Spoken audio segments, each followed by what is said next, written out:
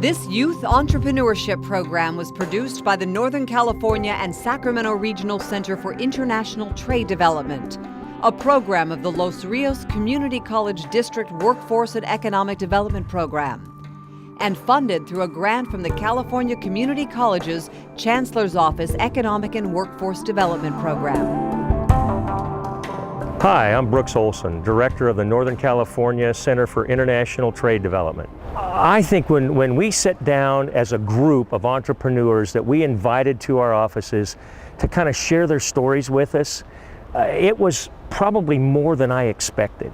And every person had a different story, and the ones I thought I knew, I didn't know. And the ideas that came out and the stories that came out were so unique, I just thought we had to put them into a media that everybody could hear, and that we could share these ideas with anybody who has that kind of thinking. After you see this video and you say, what do I do next? Contact us. We have the information, the experts, the industry contacts, the people to talk with to help you take that next step.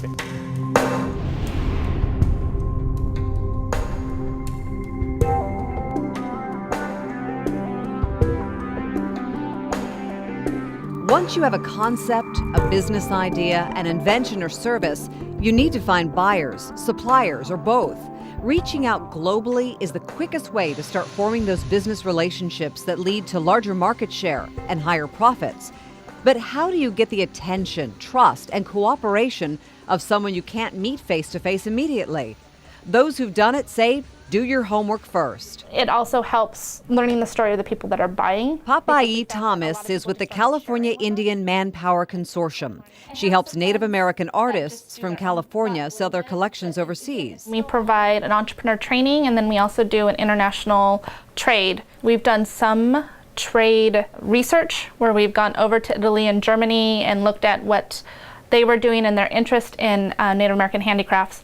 And then we also have taken a group of Native entrepreneurs to Japan to a trade show where they were able to display their work and sell some of their work and make some contacts in Japan for possible international trade. Internet research into countries familiar with Native American culture helped her target early markets.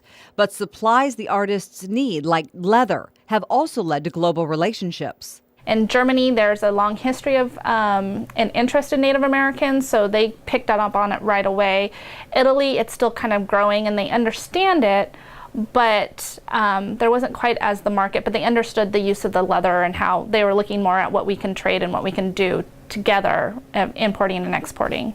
Through a simple catalog and the use of the internet market Etsy, Papai has helped her artists find global markets and suppliers from their small Northern California communities. We've actually been trying to get people just to start using the idea of Etsy because it's so easy for them to use that they don't have to build a full website, and you can connect to PayPal so much easier, and then just promoting that through other social media. So that's becoming an aspect of our entrepreneur training that we're really trying to promote more within our artisans, is that social media is one of the best ways to really get yourself out there at the cheapest price without having to build this huge complex website that you never know or who's going to build it, how it's going to work, if it's going to work, if you're going to be able to get your checkout done properly. With social media and web tools in place, relationships still have to be built the old-fashioned way, by getting to know your customer and what they want. In Papai's case, many Native American art collectors in Europe think only of the Southwest when considering Native art and had to be educated on what's available in California. That's something that we're still kind of feeling out. I mean, to be really honest, because it is such a unique area. And what we found when we were in Germany is that people were looking for specific things, and that's why the education of California Indians was very important, because people don't think of California as having Native Americans. They think of surfers, and they think of palm trees, and they think of actresses and actors, a whole different lifestyle than what traditionally was here.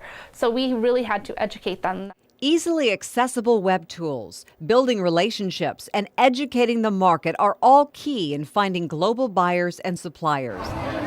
Sometimes it's the entrepreneur that needs education.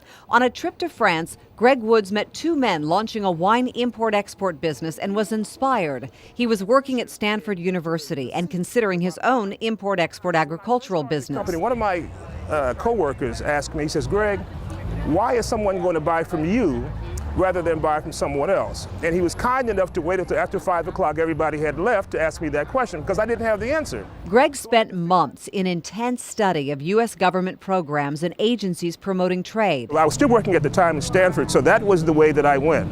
I learned everything I could about government programs, the U.S. Exim Bank, the U.S. Agriculture Commodity Programs, OPIC, which is the Overseas Private Investment Corporation, USDA programs, the Department of Commerce, the SBA programs. I literally learned for 18 months, this is all I did, was learn and research about these programs. Once Greg learned about the agencies that could help, he started reaching out and asking for assistance in finding suppliers, people who could grow and make things he could sell overseas. As you meet these individuals who are managing government businesses, you begin to get a foundation on how to put your business together in order to facilitate your export.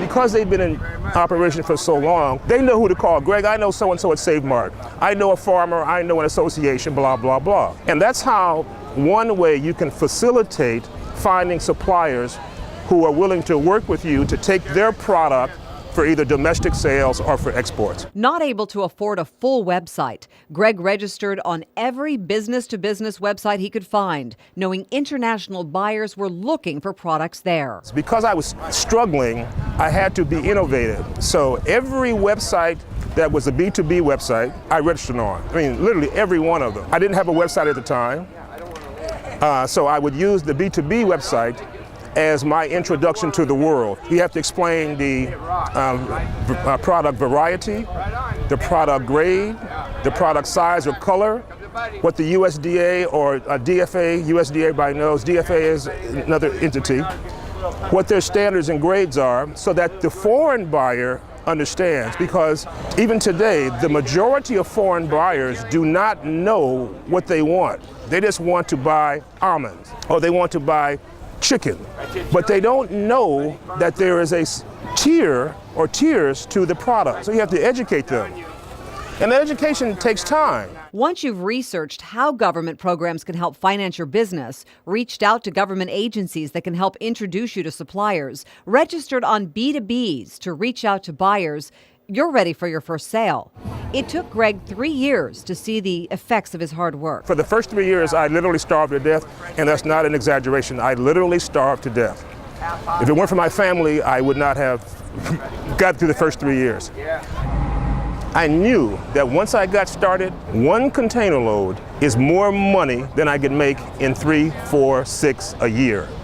One container load. I knew that. In the next segment, once you've made your first sale, the entrepreneur must have an understanding of how to get paid, how to do a deal with international contracts and handle international shipping, and the social graces one must develop for that first face-to-face meeting with your global business partner.